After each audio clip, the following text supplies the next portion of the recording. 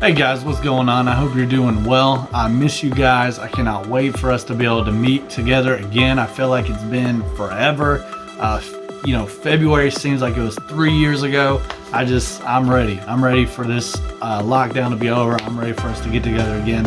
But I've enjoyed being able to, go back and forth with you guys on social media. That's been a lot of fun. And so thank you guys for participating in that. Be on the lookout for more things like that to come. I'm looking forward to us being able to hang out again. So today I just wanted to take a few minutes, just give a little devotional thought that I had today.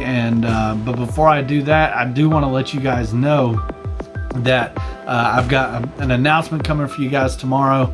I'm really excited about it, and I think you guys are going to be excited about it. So be on the lookout for that. You're going to want to be staying up to date with our social media and everything so that you can see that announcement when it shows up. And so be on the lookout for that tomorrow. Okay, so it's going to be pretty cool. But today I just want to talk about fear. I've heard a lot of people talking about fear lately. This is kind of a time where there's a lot of fear going around, and unfortunately fear is something that we deal with. It's something that we is real, and we have to deal with it. The Bible tells us countless times, do not fear, don't be afraid, take heart, all these things. But how do we do that? What does that mean? And so that's kind of what I want us to look at today. I want you to think back to a time where you were afraid. Maybe it was when you were a little kid and you're afraid of monsters. Maybe it was getting on an airplane for the first time or going on a roller coaster. I don't know. When is a time when you were afraid? And I want you to think about what people told you in that instance so that you would not be afraid anymore. I think it probably would go something like, hey, monsters aren't real, so don't be afraid. Or, hey, statistically, planes are the safest way to travel, so don't be afraid. Or, hey, the chances of this roller coaster flying off the tracks are very small, so don't be afraid. That's what we do a lot of times is we try to say, hey, our fear is irrational or implausible, so don't worry about it. The Bible doesn't do that. And so I want to look real quick at a passage from Psalms chapter 46. And it says, God is our refuge and strength, a helper who is always found in times of trouble. Therefore we will not be afraid, though the earth trembles and the mountains topple into the depths of the sea. Though its water roars and foams and the mountains quake with turmoil. So the Bible here gives us a situation where our fear would be well-founded, right? I mean, those are scary things that it just talked about. But it still says, even in all this, we will not be afraid. Why? Because God is our refuge and strength. This reminds me of another story that I want to look at very quickly. It's from Mark chapter 4. This is a story about Jesus and his crew. They're going out into a boat. So let's look at that real quickly. Mark chapter 4, I'll pick up here in verse 35. It says, on that day, when evening had come, he told them, let's cross over to the other side of the sea. So they left the crowd and took him along since he was in the boat, and other boats were with him. A great windstorm arose, and the waves were breaking over the boat, so that the boat was already being swamped.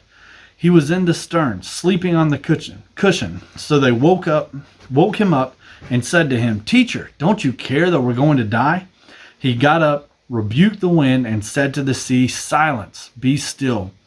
The wind ceased, and there was a great calm.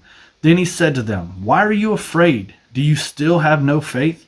And they were terrified and asked one another, Who then is this? Even the wind and sea obey him. These guys were professional fishermen, right? They spent days on boats. So they knew the difference between, oh, hey, it's a little bit windy today, and oh, hey, this storm is going to kill us. And so they had reason to be afraid. And so they went down to Jesus, who was asleep. So this story is another insight into how Jesus was fully God, fully man. Mark teaches that a lot. He was hungry, he had to sleep, so Jesus is sleeping here, but he's fully God, when they did wake him up, he rebuked the wind and the sea and told it to be still, and it listened. And so the disciples were like, who is this guy? Who even is this that the wind and the sea obey him? And he is the Christ. And that's the question we have to answer. If we are going to overcome fear, if we're going to defeat fear, we have to know Jesus. If we know him, the more we know him, the weaker and the weaker our fears become. Jesus's disciples got to know him by spending time with him. They were with him every day. They got to physically be with him and share meals and sit around the campfire. They got to be with the living word. We have the written word, right? Our Bible. And if your Bible has just been sitting on the shelf for however long, collecting dust, you are not utilizing the greatest weapon that you have against fear. And so if you are feeling fearful or, anxious or any of these things, and you're not in the word, you're not utilizing your greatest tool for that. Following Jesus is a continual process, right? One step at a time, and you continue to grow. To follow Jesus, you have to keep following Jesus, right? That sounds really, deep, but it's true. If we're going to follow Jesus, we have to keep following him. And the more we follow him, the closer to him we can be, the more we can get to know him. The disciples made their first step they dropped their nets. They were fishermen. They dropped their nets and they followed him. And even when other people stopped following him, they continued to follow him.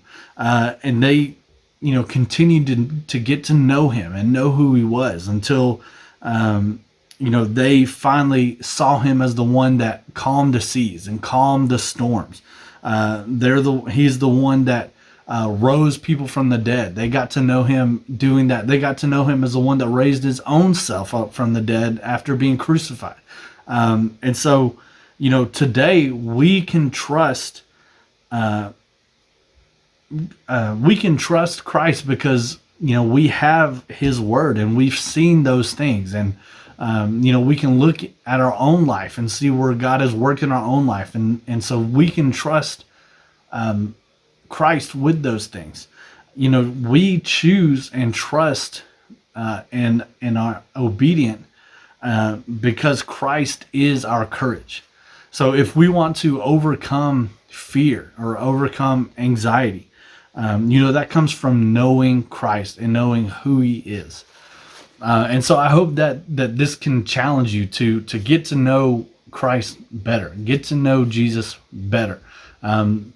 There's no better way to get to know him than through his word. So, I challenge you to read his word, to get to know Christ.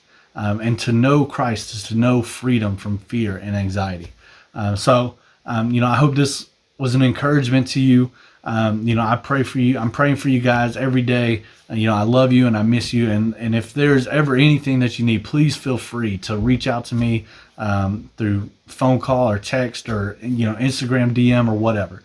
All right. I miss you guys and I love you. Can't wait to see you. Appreciate you guys watching. We'll see you around.